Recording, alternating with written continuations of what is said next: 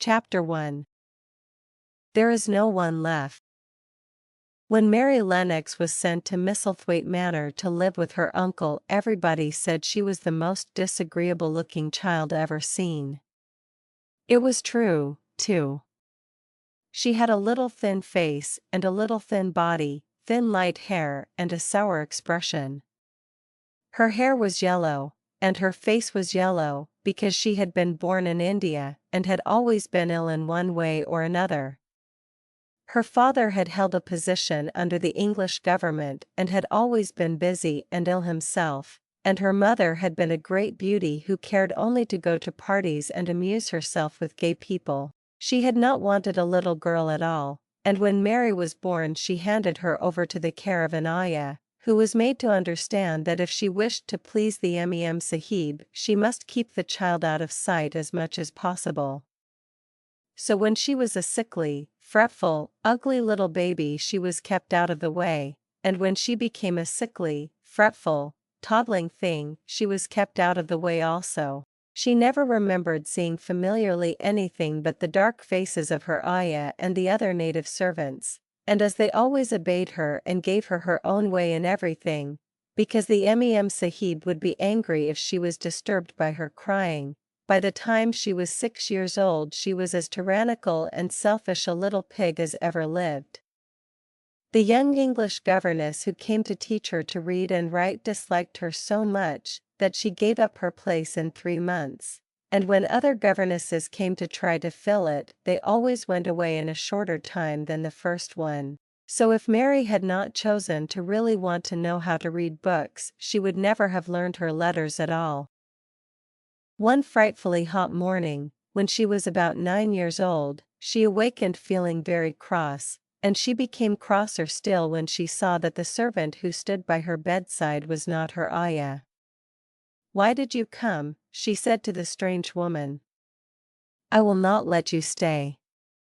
Send my ayah to me." The woman looked frightened, but she only stammered that the ayah could not come, and when Mary threw herself into a passion and beat and kicked her, she looked only more frightened and repeated that it was not possible for the ayah to come to Missie Sahib.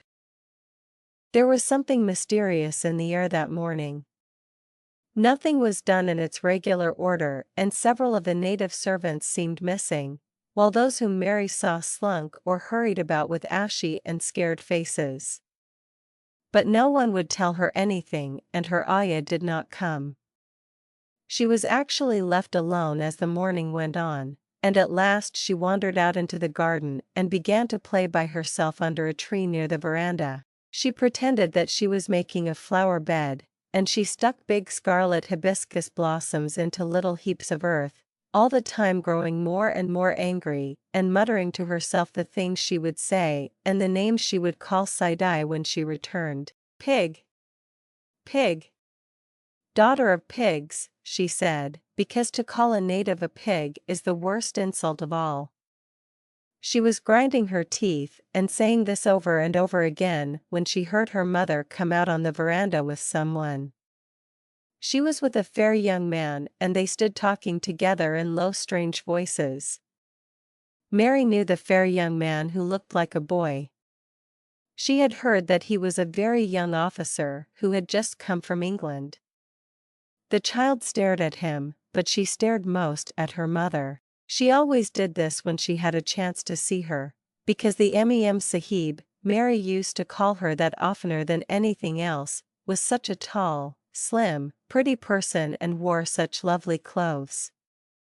Her hair was like curly silk and she had a delicate little nose, which seemed to be disdaining things, and she had large laughing eyes. All her clothes were thin and floating, and Mary said they were full of lace.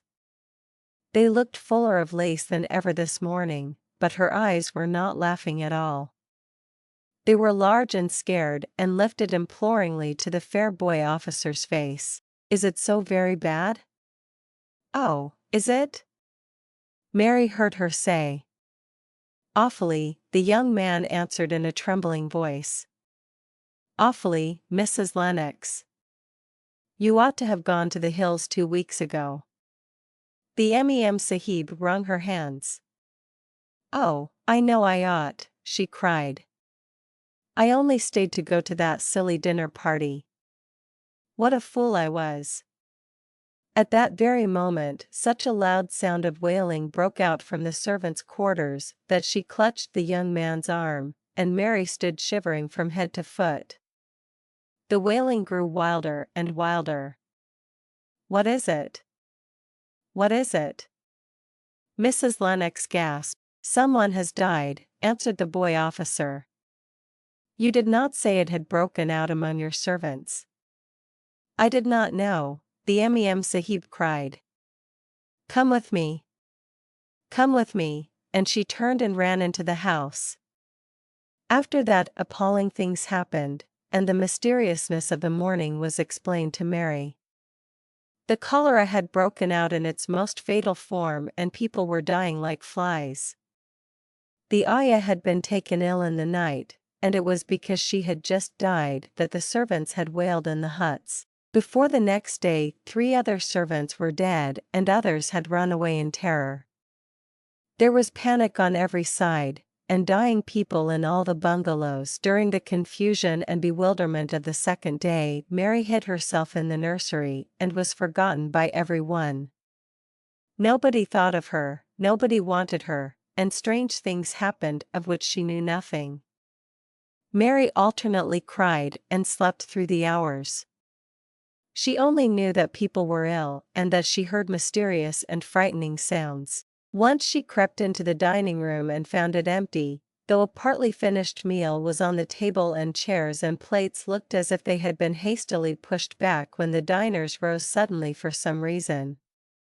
The child ate some fruit and biscuits, and being thirsty she drank a glass of wine which stood nearly filled.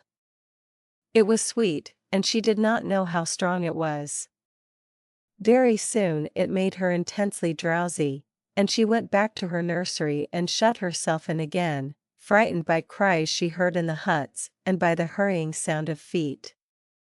The wine made her so sleepy that she could scarcely keep her eyes open, and she lay down on her bed and knew nothing more, for a long time.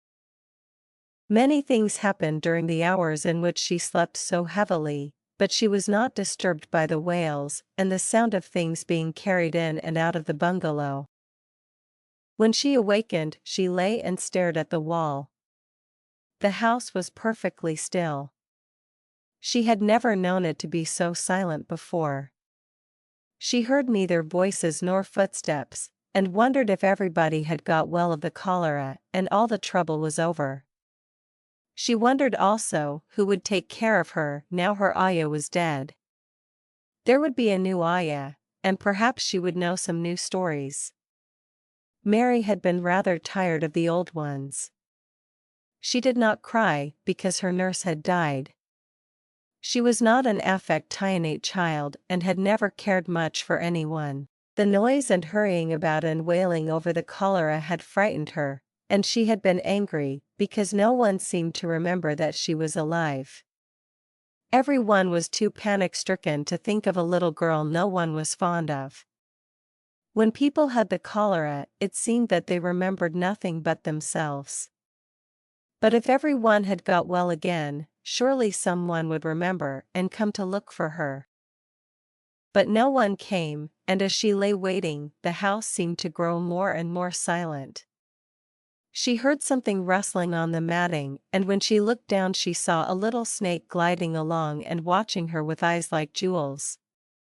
She was not frightened, because he was a harmless little thing who would not hurt her, and he seemed in a hurry to get out of the room. He slipped under the door as she watched him. "How queer and quiet it is," she said. "It sounds as if there was no one in the bungalow but me and the snake." Almost the next minute, she heard footsteps in the compound, and then on the veranda. They were men's footsteps, and the men entered the bungalow and talked in low voices. No one went to meet or speak to them, and they seemed to open doors and look into rooms. "What desolation," she heard one voice say. "That pretty, pretty woman. I suppose the child, too." "I heard there was a child, though no one ever saw her. Mary was standing in the middle of the nursery when they opened the door a few minutes later. She looked an ugly, cross little thing and was frowning because she was beginning to be hungry and feel disgracefully neglected. The first man who came in was a large officer she had once seen talking to her father. He looked tired and troubled, but when he saw her, he was so startled that he almost jumped back. "Barney," he cried out. "There is a child here. A child alone. In a place like this. Mercy on us, who is she?" "I am Mary Lennox," the little girl said, drawing herself up stiffly. She thought the man was very rude to call her father's bungalow a place like this. "I fell asleep when every one had the cholera and I have only just wakened up. Why does nobody come?" "It is the child no one ever saw," exclaimed the man, turning to his companions. "She has actually been forgotten." "Why was I forgotten?" Mary said, stamping her foot. "Why does nobody come?" The young man whose name was Barney looked at her very sadly. Mary even thought she saw him wink his eyes as if to wink tears away. "Poor little kid," he said. "There is nobody left to come." It was in that strange and sudden way that Mary found out that she had neither father nor mother left, that they had died and been carried away in the night, and that the few native servants who had not died also had left the house as quickly as they could get out of it, none of them even remembering that there was a Missy Sahib. That was why the place was so quiet. It was true that there was no one in the bungalow but herself and the little rustling snake.